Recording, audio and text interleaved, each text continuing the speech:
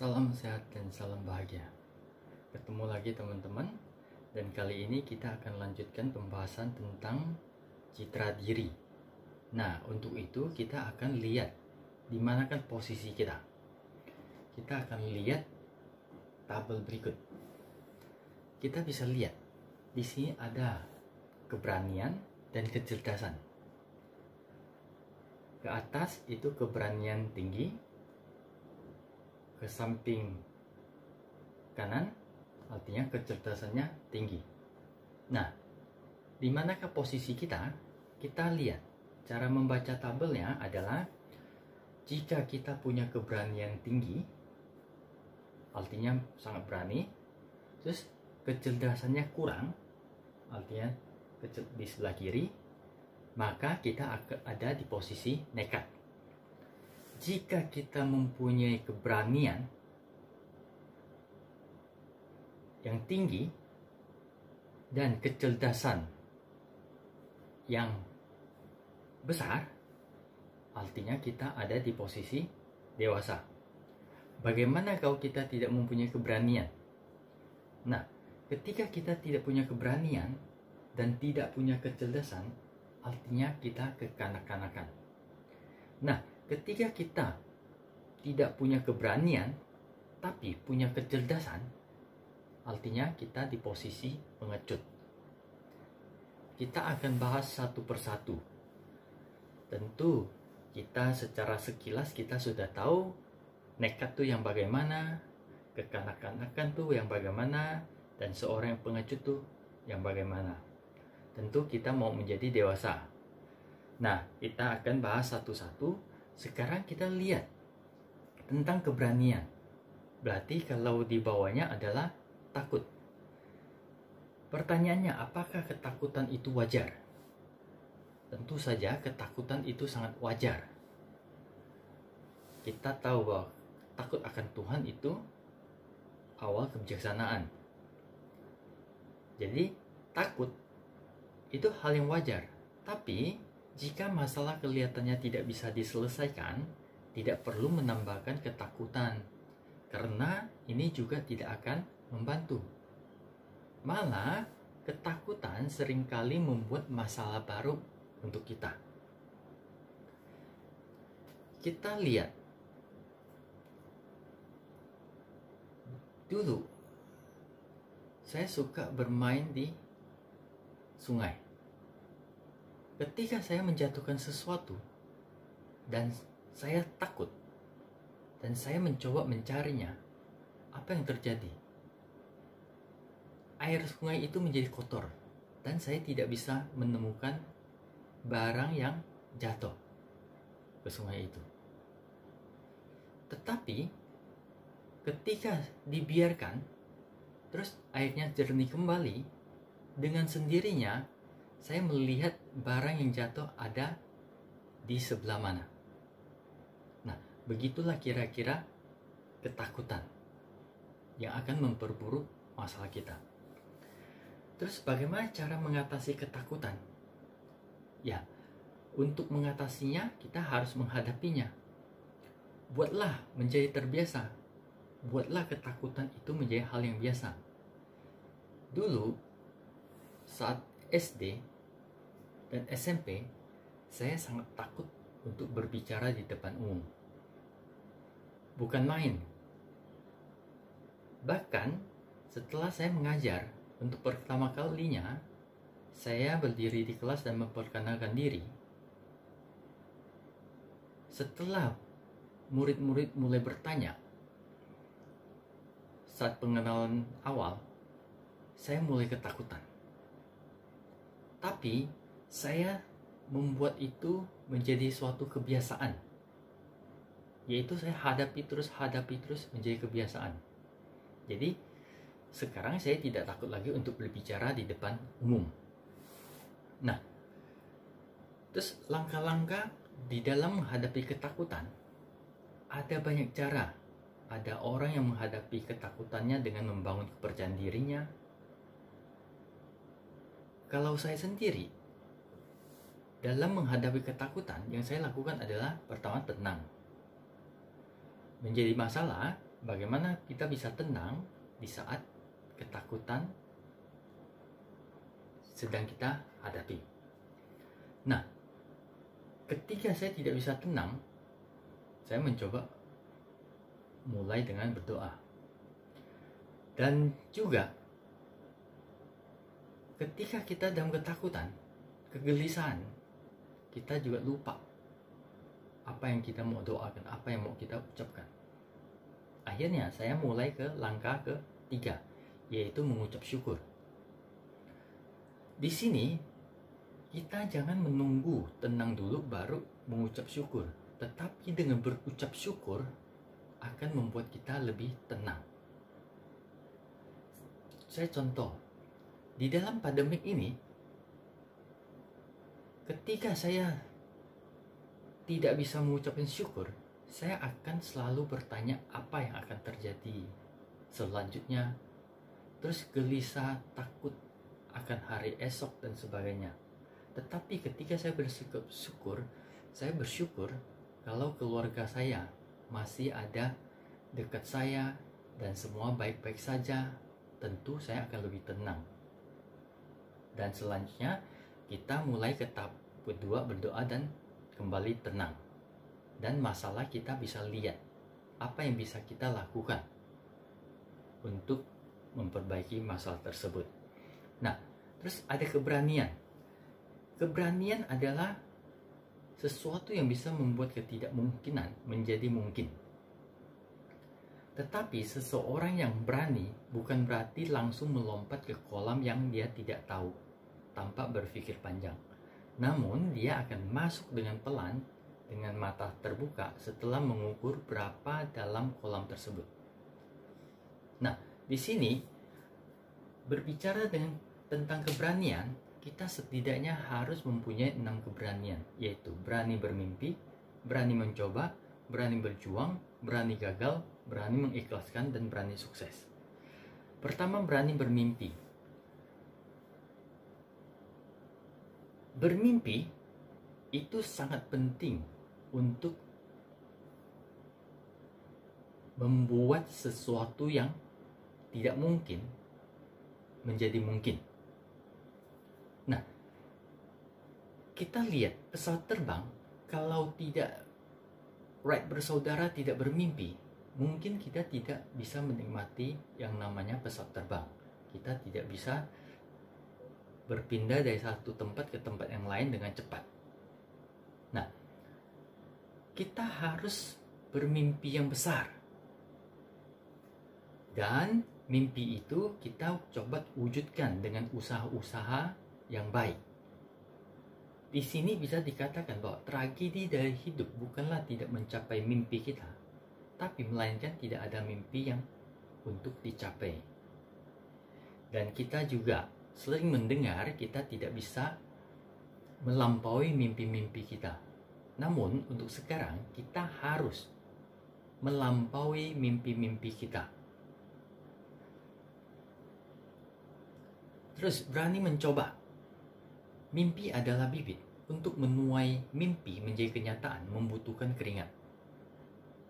Nah, itulah kita harus mencoba mewujudkannya. Jangan bermimpi terus tanpa berusaha untuk mewujudkannya. Albert Einstein mengatakan bahwa seseorang yang tidak pernah membuat kesalahan tidak mencoba hal yang baru. Artinya, di sini saat kita mencoba bisa jadi ada kesalahan. Tapi itu bukan sesuatu yang fatal. Dan Thomas Alva Edison mengatakan bahwa saya tidak pernah gagal, saya hanya belum menemukan cara yang tepat. Terus berani berjuang. Selama kita hidup, kita tidak boleh berhenti berjuang. Perjuangan dalam hidup yang akan membuat kita makin hidup dalam kehidupan ini. Mencoba dan kadang dengan cara yang berbeda, itulah yang kita namakan berjuang. Kita tahu bagaimana terbentuk mutiara, yaitu kerang kena pasir, terus dia membungkus dengan getahnya dan sangat kesakitan, tapi lama-lama dia akan menjadi mutiara. Begitupun dengan kita. Saat kita berjuang, banyak pengorbanan, banyak sakit yang akan kita lalui. Tapi kita percaya bahwa apa yang kita lalui akan menjadi mutiara di masa depan kita. Nah, berani gagal. Kelihatannya ini sangat ironi. Berani gagal. Namun kalau kita cermat, kegagalan yang sesungguhnya adalah ketika kita takut gagal, sehingga kita tidak berani untuk mencoba. Nah, dan banyak orang kadang banyak yang menyerah di saat keberhasilan sudah begitu dekat.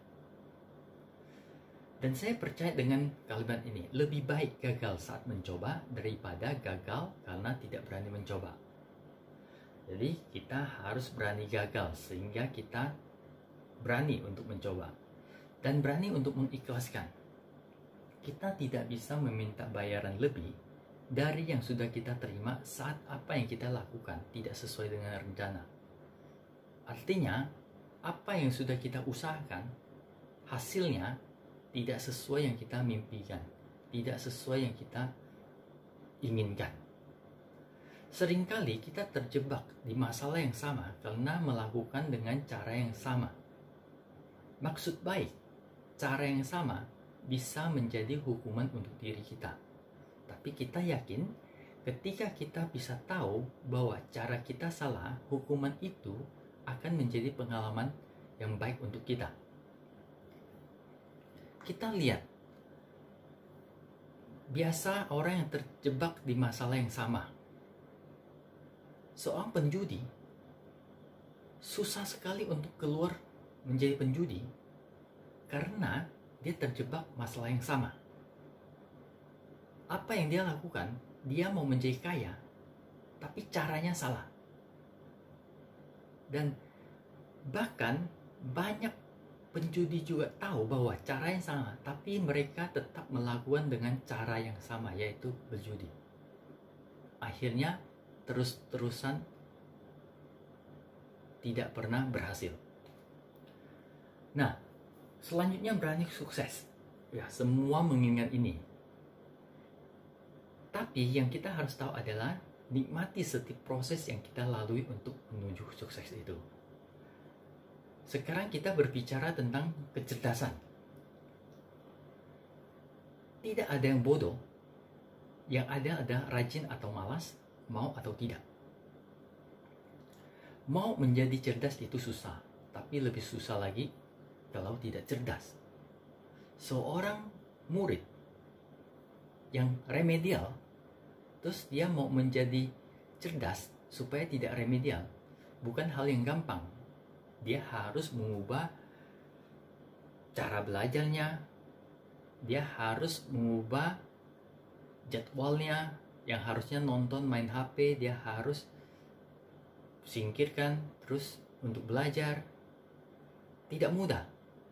Tapi lebih tidak mudah lagi, dia harus remedial terus.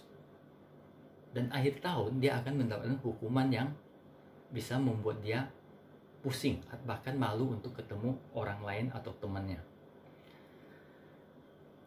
Terus, bagaimana cara untuk menjadi cerdas? Untuk menjadi cerdas tidak terlalu susah. Yang pertama, kita harus mau mendengarkan. Kita diciptakan 2 telinga, 1 mulut, artinya kita harus mendengar 2 kali lipat dari apa yang kita omongkan. Tentu saja ini tergantung profesinya. Nah, mau mendengarkan, mendengar sama mendengarkan itu berbeda. Mendengar hanya sekilas lalu, misalnya ada bajai lewat, saya mendengar suaranya. Hanya mendengar.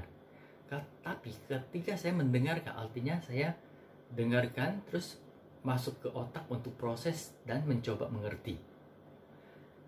Kedua, jangan menjadi orang yang sok tahu. Artinya kita jujur saja. Kita bukan Superman, kita bukan orang yang sebal tahu. Kalau ada yang sesuatu yang kita tidak tahu, ya kita beri tahu aja. Wah, saya tidak tahu. Banyak orang yang akan mengajar kita atau memberitahu kita. Tapi ketika kita menjadi orang yang sok tahu, tidak ada lagi yang mau memberitahu kita. Ketiga, belajar dari semua orang. Semua orang. Bahkan pengemis pun. Apa yang kita bisa pelajari dari seorang pengemis? Kita lihat mental dia.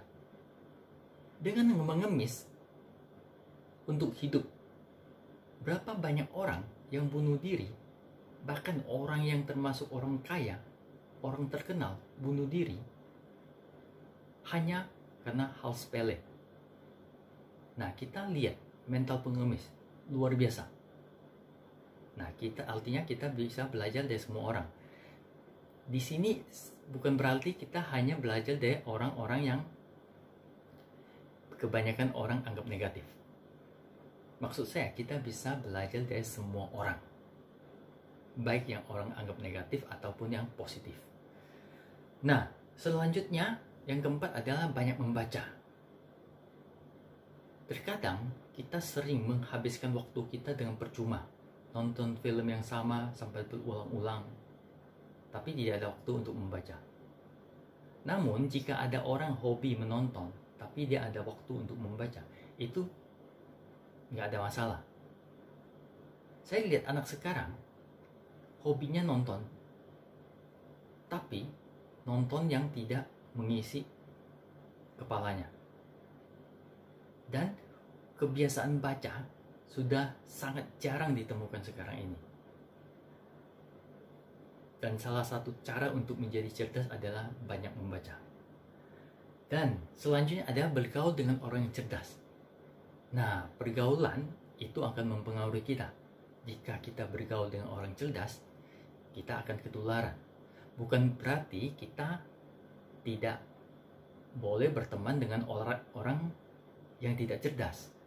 Kita harus tahu teman yang bisa kita habiskan waktu lebih banyak. Ada teman yang cukup say hello, ada teman yang untuk berbicara hati-hati, ada teman untuk berbicara bisnis. Jadi di sini kita harus tahu berapa banyak waktu yang harus kita habiskan dengan teman yang satu ini atau dengan yang lain. Itu akan mempengaruhi kita. Jadi lebih banyaklah habiskan waktu kita dengan teman yang banyak sisi positifnya, cerdas, ide-ide banyak, suka mengembangkan diri dan sebagainya. Nah, itu pembahasan kita. Pembahasan kali ini ada hubungan dengan citra diri. Kita akan lanjutkan dengan pembahasan selanjutnya untuk video yang berikutnya. Dan untuk video kali ini cukup sampai di sini. Kita akan ketemu lagi di lain kesempatan. Sampai